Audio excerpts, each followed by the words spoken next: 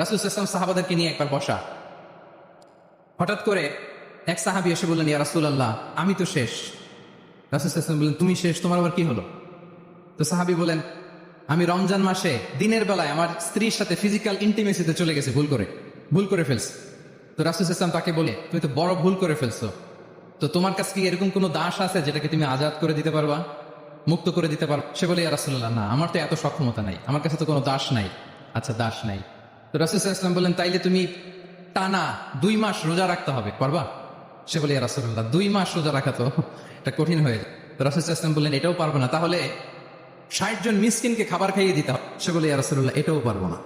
তো রাসূল সাল্লাল্লাহু আলাইহি ওয়াসাল্লাম বললেন, কিছুই যখন পারবো না, কি আর করা, যাও একটু অপেক্ষা করে দেখি কি করা যায় তোমাকে নিয়ে। তো রাসূল সাল্লাল্লাহু আলাইহি ওয়াসাল্লাম অন্যান্যদের প্রশ্নের উত্তর দিচ্ছিলেন, সময় যাচ্ছে হঠাৎ করে রাসূল সাল্লাল্লাহু আলাইহি ওয়াসাল্লামের দরবারে এক ঝুড়ি সাদাকার খেজুর আসলো, এক ঝুড়ি। তো সাদাকার এক ঝুড়ি খেজুর দেখে রাসূল সাল্লাল্লাহু আলাইহি ওয়াসাল্লাম বললেন, ওই ব্যক্তিকে ডাকো যার কিছু নাই, কিছুই করতে পারবে না। ডেকে আনা হলো।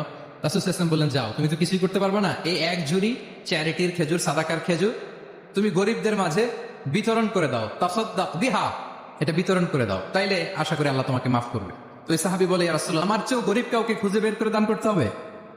রাসূল সাল্লাল্লাহু আলাইহি ওয়াসাল্লাম বললেন, হ্যাঁ, গরিবকেই তো দিতে হবে।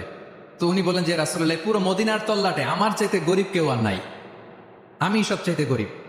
একথা শুনে রাসূল সাল্লাল্লাহু আলাইহি ওয়াসাল্লাম হেসে দিলেন, এত হেসে দিলেন যে রাসূল সাল্লাল্লাহু আলাইহি ওয়াসাল্লাম এই পাশের চোয়ালের দাঁত দেখা গেল। এত বেশি হাসেন না উনি, নিজেকে ধরে রাখতে পারলেন না, হাসি আটকে রাখতে পারলেন না। ফাদাহিকা রাসূলুল্লাহ, হেসে দিলেন, হাত্তা বাদাত আনিয়াবু, ওনার দাঁতের এ পাশ ও পাশ দেখা গেল।